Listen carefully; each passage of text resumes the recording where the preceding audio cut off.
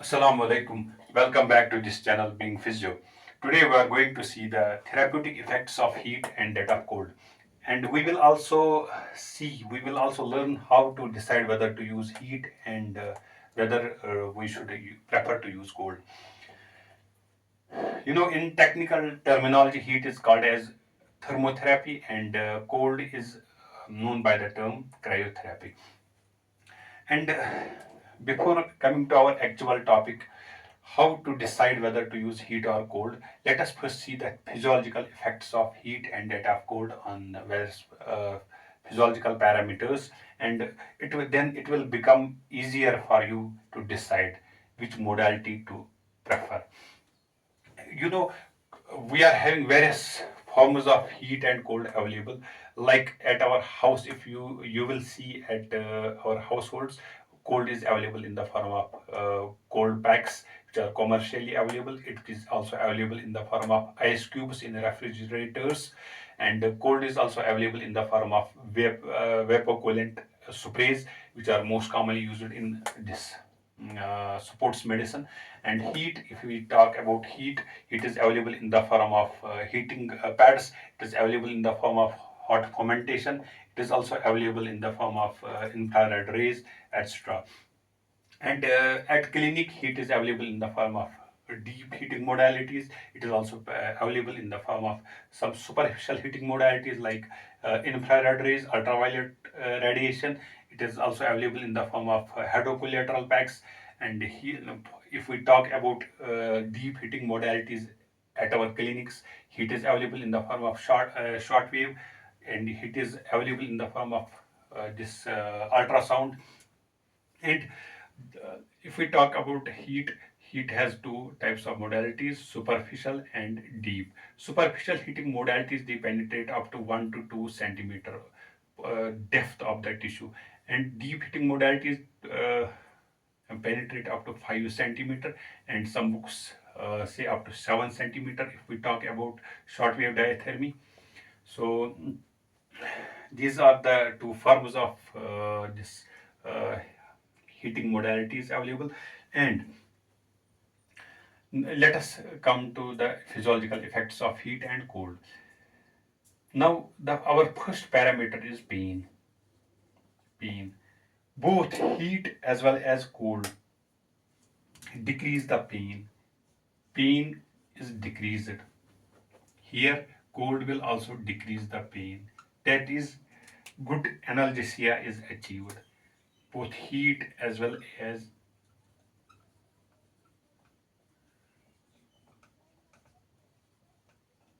cold cause analgesia. The basic mechanism behind analgesia is explained on the basis of pain gate theory, or pain gate mechanism proposed by the Melzack and Walls. Number second is the swelling.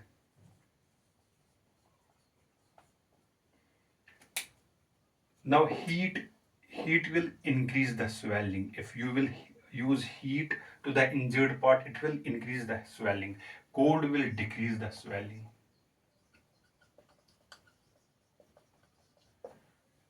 Effects on the diameter of blood vessels. Blood vessels. Heat will increase the diameter of blood vessels. That is, heat causes vasodilatation. Vasodilatation.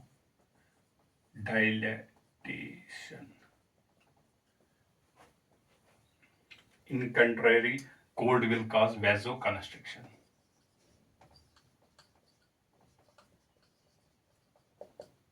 That is, it will decrease the diameter of the blood vessels. Number four, heat will heat will decrease the viscosity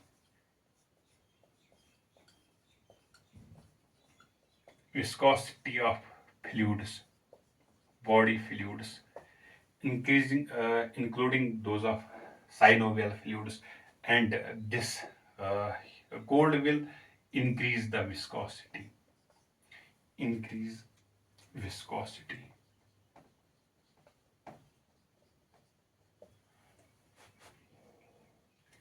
And number fifth is heat improves muscle contraction.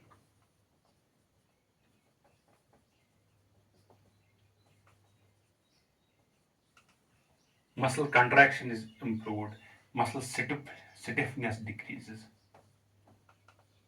Stiffness will decrease. It will have antagonistic effect, that is muscle contraction will decrease and stiffness will increase. Heat increases muscle contraction, it gets improved. Cold will decrease the muscle contraction, and also stiffness will increase. Now, effect on metabolic wastes.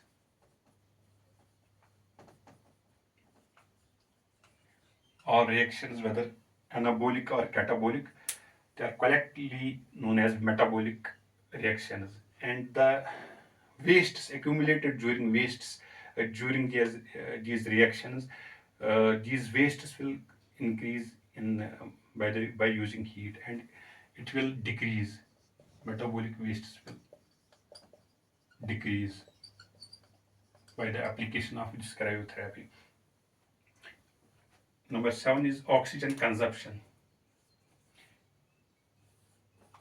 Oxygen consumption will increase by the application of heat, and it will decrease oxygen consumption. It is because it gets clear in this setup. Rate of metabolism. It's not range of motion. This rate of metabolism will increase by the application of heat, and the rate of metabolism will decrease by the application of cryotherapy.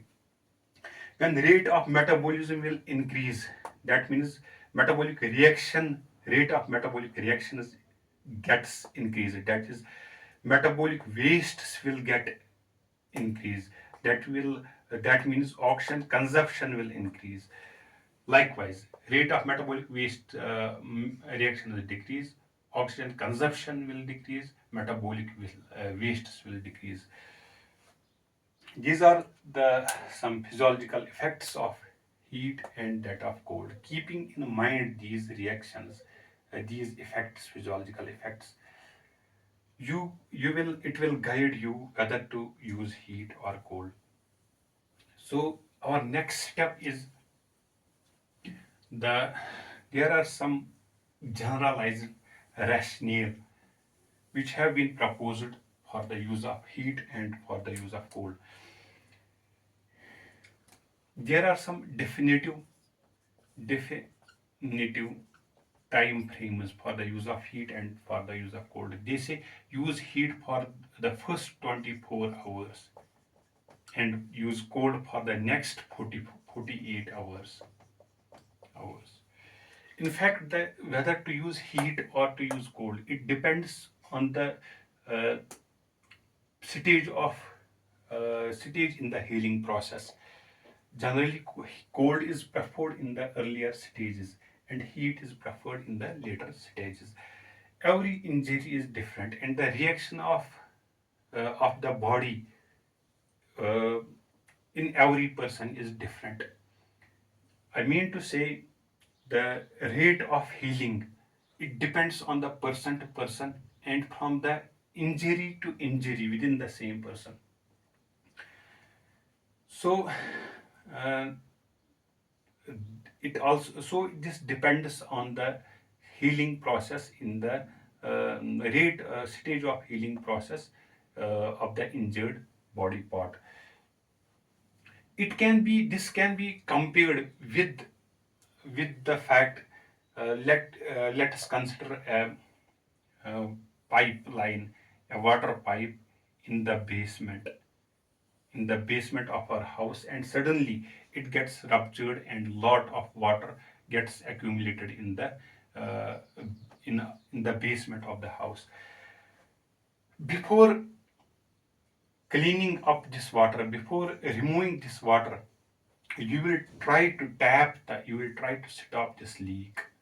Likewise, before encouraging any increase in the